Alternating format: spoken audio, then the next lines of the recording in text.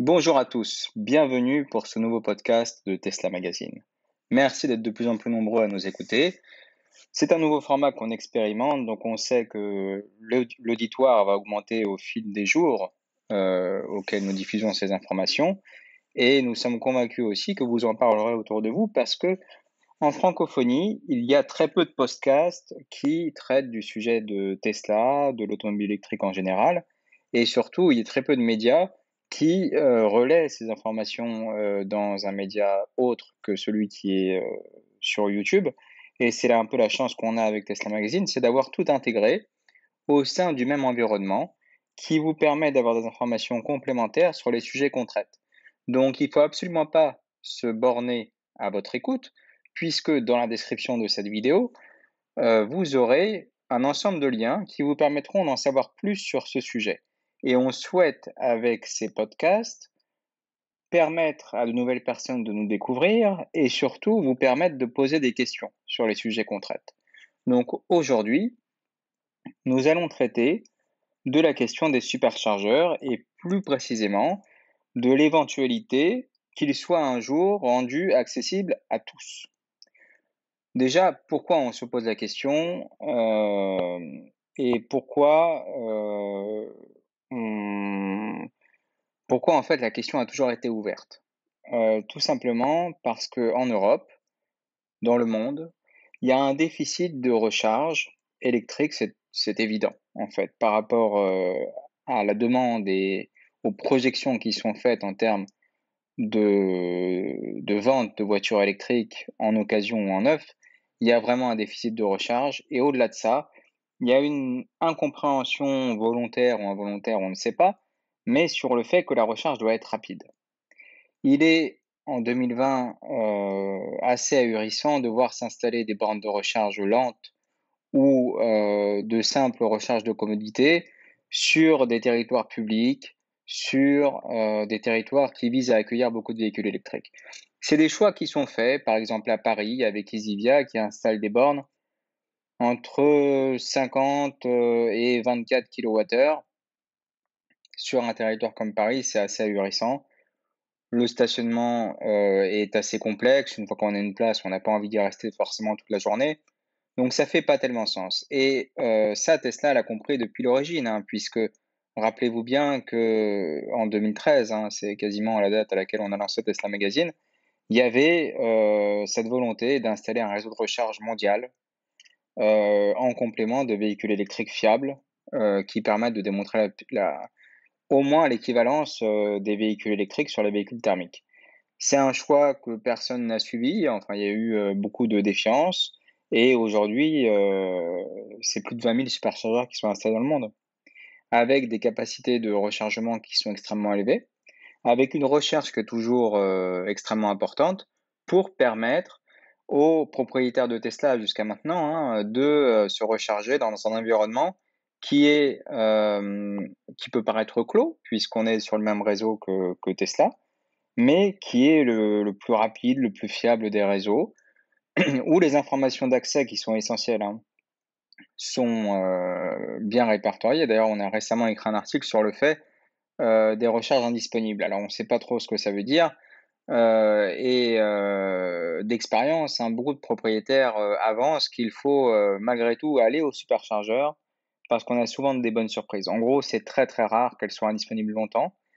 Et il ne faut pas hésiter à naviguer, au gré des informations que vous pouvez avoir sur le tableau de bord, mais aussi au gré de votre découverte des territoires lorsque vous êtes en voiture électrique. C'est ce qu'il faut faire, c'est la force du véhicule électrique et c'est ce qu'il faut, vraiment consommer.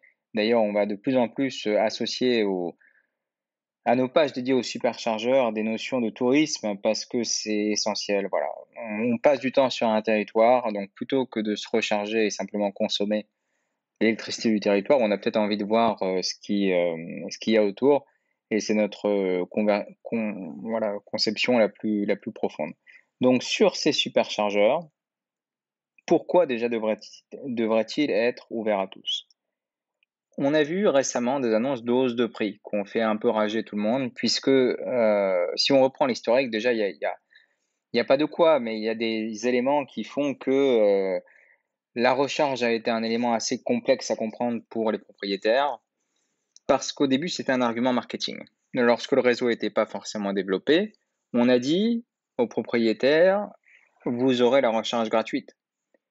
Donc, à concurrence d'un véhicule thermique, le choix est extrêmement vite fait. En dehors des incitations fiscales pour un véhicule électrique, des incitations d'État, de toutes les incitations qu'on peut trouver, le fait de se recharger gratuitement est une chance. Alors, il y a quelques propriétaires qui en profitent encore. Donc, vous comprenez bien qu'ils ont du mal à abandonner ce véhicule-là, à abandonner ses avantages, puisqu'ils peuvent se recharger gratuitement au superchargeur.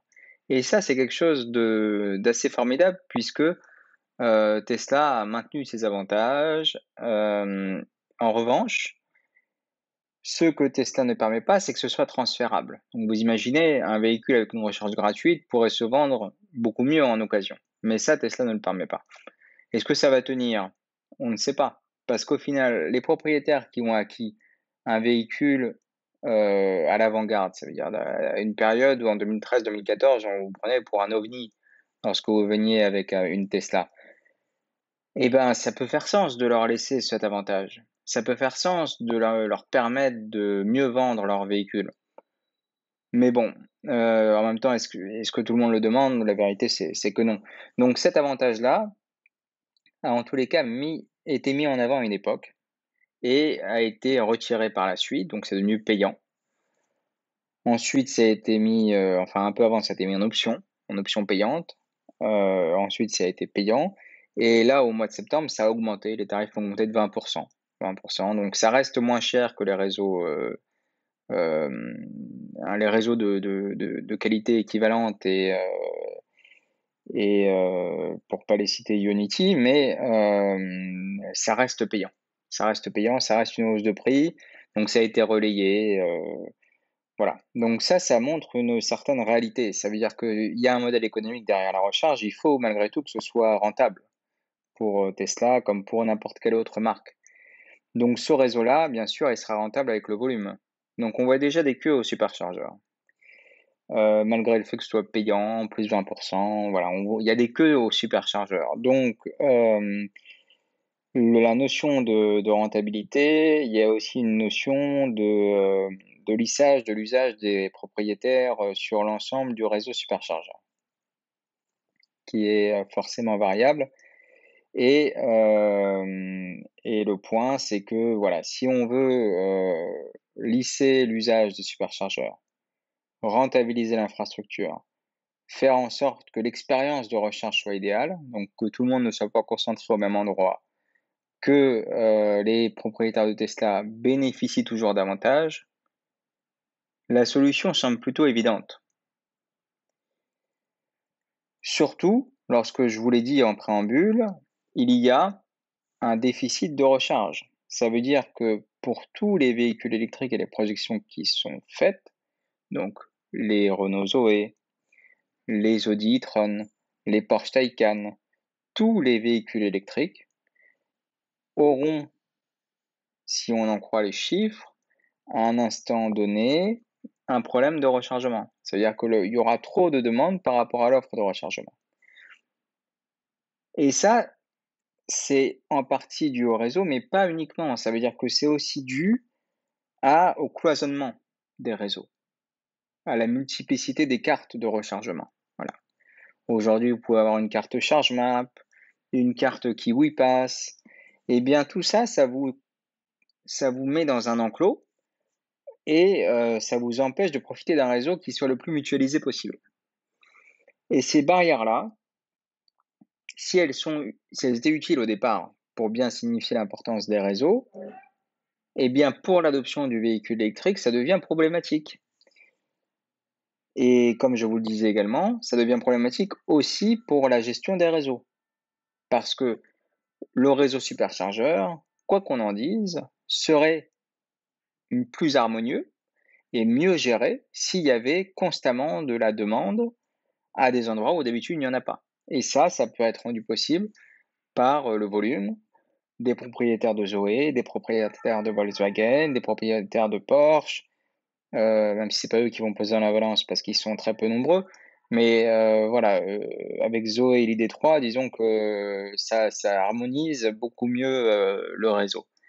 Donc, selon nous, Tesla Magazine, il y a un intérêt important à ce que les superchargeurs deviennent ouverts à tous dans les prochains mois, prochaines années.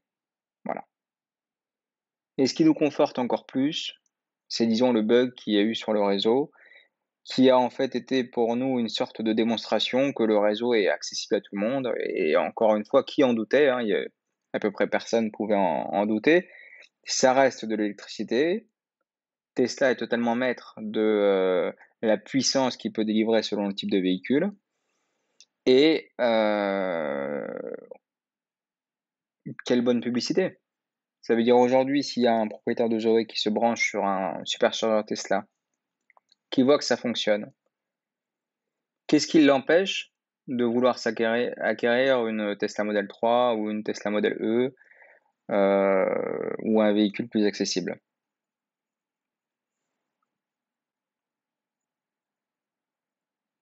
Donc, pour nous, c'est assez clair que oui, les superchargeurs vont être ouverts à tous. Ce n'est qu'une question de mois ou d'années, mais la force du réseau, la qualité de service, pour des simples contraintes techniques,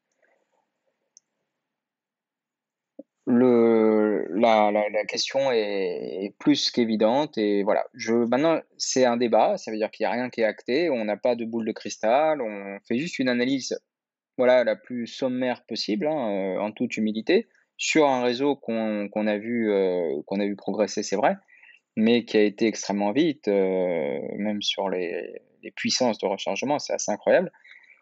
Néanmoins, voilà, le débat est intéressant. Voilà, ce serait intéressant de savoir pourquoi, vous pourriez penser que ce sera jamais le cas. Est-ce que Tesla va être un Apple, de l'automobile et va cloisonner son réseau? Très honnêtement, voilà, même par rapport à la vision d'Elon Musk dans son fondement, ça ne tient pas. Mais, je vais pas démonter tous les arguments avant qu'ils me soient posés. N'hésitez pas à commenter, à réfléchir à cette question, à poser des arguments. Donc, les arguments les mieux posés, c'est ceux avec des sources, hein, bien sûr, et des données, d'utilisation. Si vous avez ça, c'est intéressant pour travailler et voilà, voilà. Mais je vous remercie pour votre écoute et je vous souhaite une agréable journée.